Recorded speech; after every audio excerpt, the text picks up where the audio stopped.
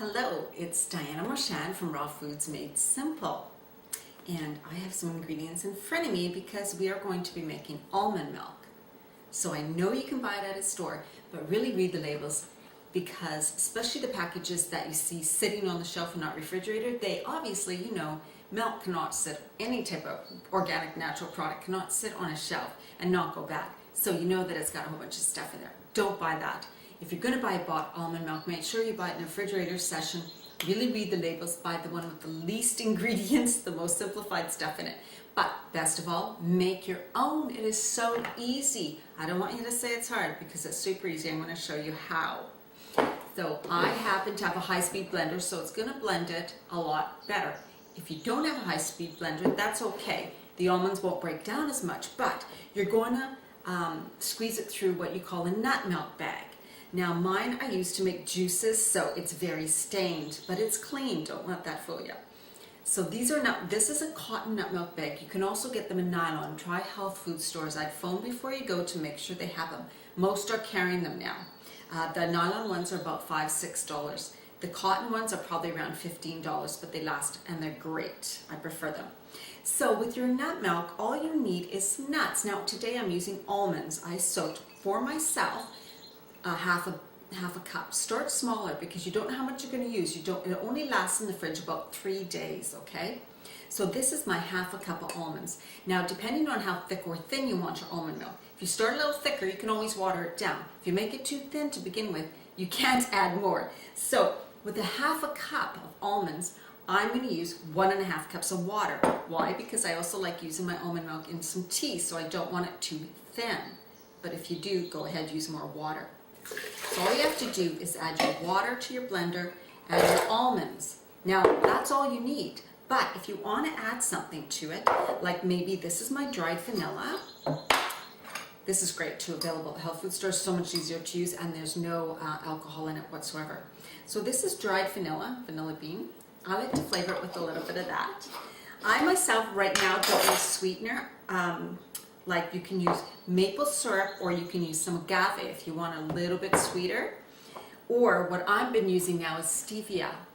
This is not sugar. It doesn't have any react in your body like sugar does at all. So this is great for diabetics too. This stevia is actually flavored English toffee, so it has a bit of a flavor, but stevia does have a little bit of a medicine-y flavor. So, and it's so little, like 2 drops. That's amazing. Okay, so this is mine. That's all that's in there. And then I'm going to blend it. So I'll be back when I blend it.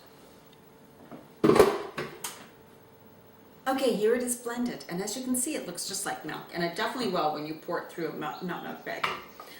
So what I have here is my nut milk bag and a deep bowl. That's what you want. And a little trickier to get to hold it with one hand while you're pouring with the other, but you get to learn that. I would usually do this in the sink for sure, okay? Put this in the sink. This whole thing in the sink, and that makes it easier. So there it is, and this is so easy. So just don't get a firm grip up here, but don't squeeze it too hard. And you see it's like a milking. The more you kind of lightly squeeze it, the almond milk or the nut milk just pours out. Now you can use Brazil nuts, you can use hazelnuts, you can use even seeds like sesame seeds, sunflower seeds. Brazil nuts really good, hazelnuts really good. Depends on your taste, right? Almond milk is kind of my favorite flavor, but if you want to make it chocolate, like a hazelnut chocolate, you can strain it through like this, so you have your milk, and then you can put it back in your blender with some raw cacao and some sweetener, and then you can have some good chocolate milk. This is great added into smoothies, so I do not want you to use bought milk, especially for your smoothies. So when you make this, like I said, it lasts about 3 days in your fridge. And you want to just squeeze all that out. And then the almond pulp, if you have a dehydrator, some people use the almond pulp for things. Anyways, that's a whole other video. So there's my almond milk.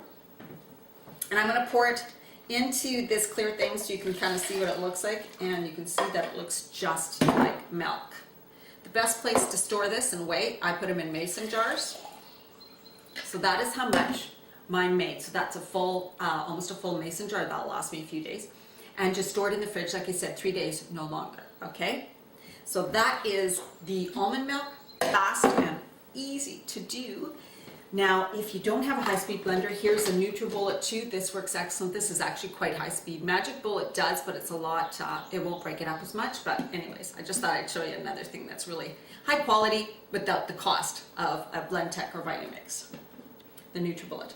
So that is almond milk, and that is the same way you make your juices, by adding all the vegetables and water in there and straining it through a nut milk bag. Same thing, super easy. I want you to do it. Thank you. And you can always check my blog out at www.rawfoodsmadesimple.com.